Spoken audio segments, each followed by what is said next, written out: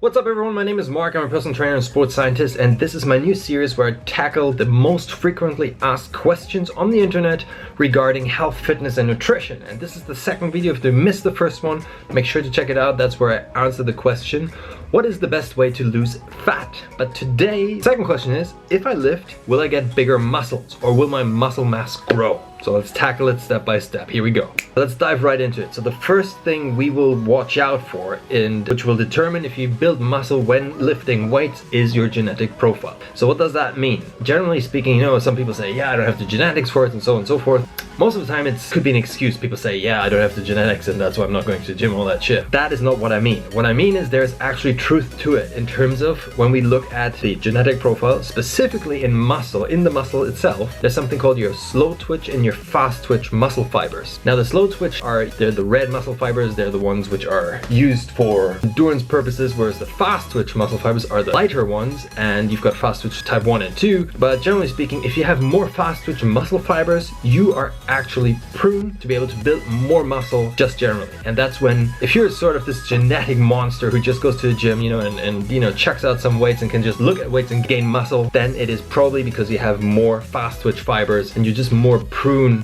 to be able to look more muscular, like the mesomorph sort of type of person, athletic build person. So genetic profile is the first thing. So the second thing, which is really important in terms of building muscle, is your gender, if you're male or female. And there's only one real difference between that, and that is your sexual hormones, testosterone and estrogen. So a man has more testosterone, obviously, than a woman. And it's between 10 to 12-fold more testosterone for a normal sort of guy. And testosterone it's the muscle building hormone out there. That's why some people inject themselves testosterone treatment therapy and all this shit. It's one type of juice, I'll call it. I can't say the other word, otherwise I'll get banned here. But that is one thing. That's one type of thing you can inject, and you will see massive results in terms of gaining muscle mass. It's just one thing which is so prune. And now that's why when women start lifting weights and they come to me as a personal trainer and say, Mark, you know, if I start lifting weights, I'm not going to look like a bodybuilder. Well, for a woman, you know, look like super muscular, not lean, muscular, is so freaking hard.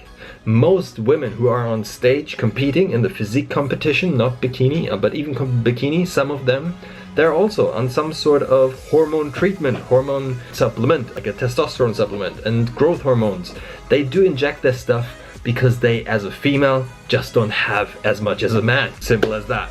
Right, so the third thing I want to talk about is the training intensity. That is absolutely mandatory when it comes to building muscle. And what do I mean by that? Now let's get a bit nerdy here for all the nerds.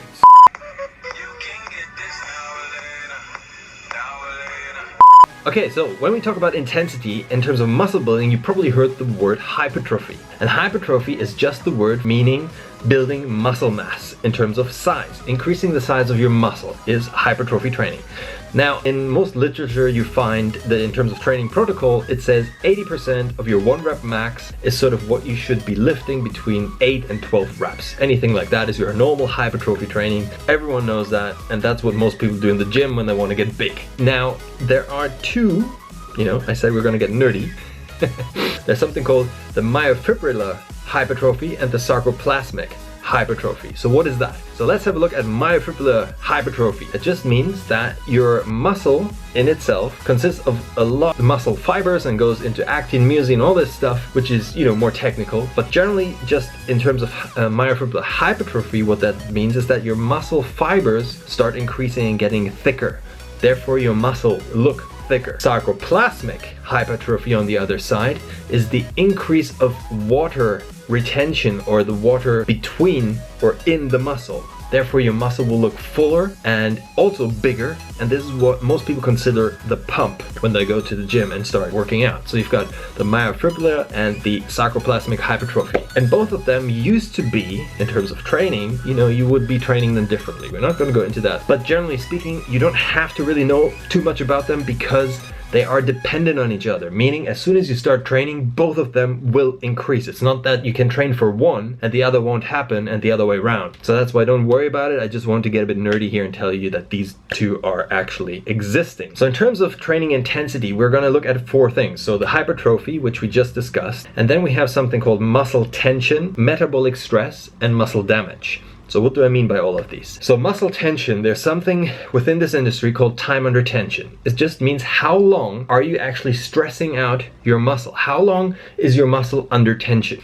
So if you want to build muscle and increase muscle size, the best idea might not be to do a 1 rep max bench press with 220 pounds, just a 1 rep max, and then you put the weight back down and you're like, okay, I'm done in the gym now. That's not the best way to go in terms of increasing muscle size. So when we talk about muscle tension or time under tension, there's something called full range of motion as well. So you want to make sure that, let's say you do an overhead press, you're not going to stop here and push back up like half reps. You see a lot of people, they have these 50 or 200 kg dumbbells and they do this kind of motion, like monkeys in the gym, right? And that's the problem, because that is not really increasing muscle size. That's not doing anything. There's scientifically proven that if you go for the full range of motion, if you don't have any underlying pathology, meaning you don't have any injuries, and you're going to be able to push the full range of motion, meaning you're going to be putting everything, your whole shoulder girdle, including muscle, tendons, joints, and all this has to adapt to the higher stress you're going to be putting on it. So the further you go into the full range of motion doing all of these exercises, meaning you have a longer time, the muscle will stay under this tension and whole sort of apparatus, arm, and that is proven and shown in scientific studies that increases muscle size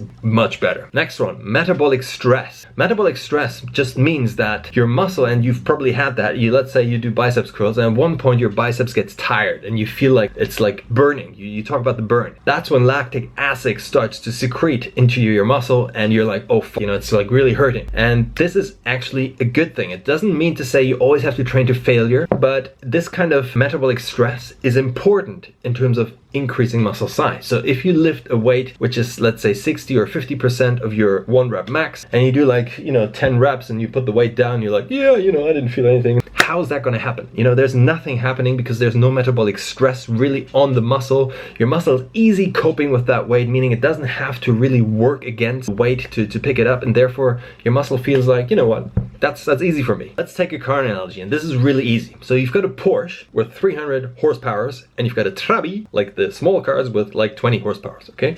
And they go both up the same hill. Now, what happens is that the Trabi, the small car, really has to work hard. It's probably at full blast, and even slowing down because it doesn't have enough power to get up the hill. And the Porsche goes like in one gear and doesn't even put any, maybe moderately presses on the gas because it's so easy to drive up that hill. And here's the difference. So the Porsche, if that will be your muscle, it's not a challenge for the car to go up that hill. Therefore, the Porsche could go up that hill every day, every single hour, and keep going until we put in fuel. Whereas the Trabi, the small car, will have problems going up that hill, and probably at one point the motor will blow up because it's too much. That's muscle stress. I like taking car analogies and your body. I don't know if that works, but I hope that made somehow sense to you. So it's important to put your muscle under stress. Not too much that it blows up, but like the 80% sort of mark. And one thing I need to note here is, obviously, if you're a beginner, 80% of your 1 rep max might be too much. That's why you might get actual hypertrophy benefits also by just lifting 60% of your 1 rep max, because you are a noob. You're new to lifting,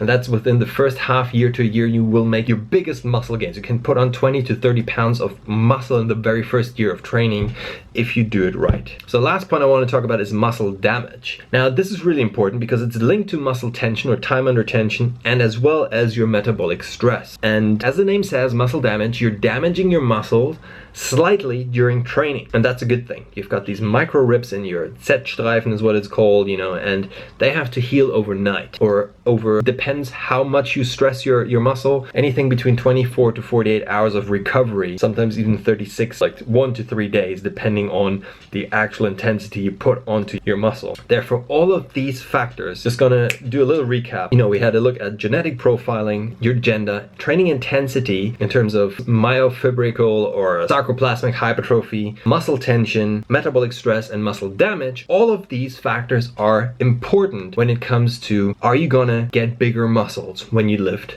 weight? So I hope this whole video clarified it in a little bit. So if you like these kind of videos, make sure you punch the like button. If you want anything answered specifically, leave a question in the comment box below. And if you haven't subscribed to this channel, now's your opportunity, because I'm going to be answering a lot of these Q&A questions out there, because I know a lot of people have sort of a question mark when it comes to this. And as I've got a sports science degree as my background, I'm qualified to answer these questions. So thanks for watching, guys. That's all I got. See you.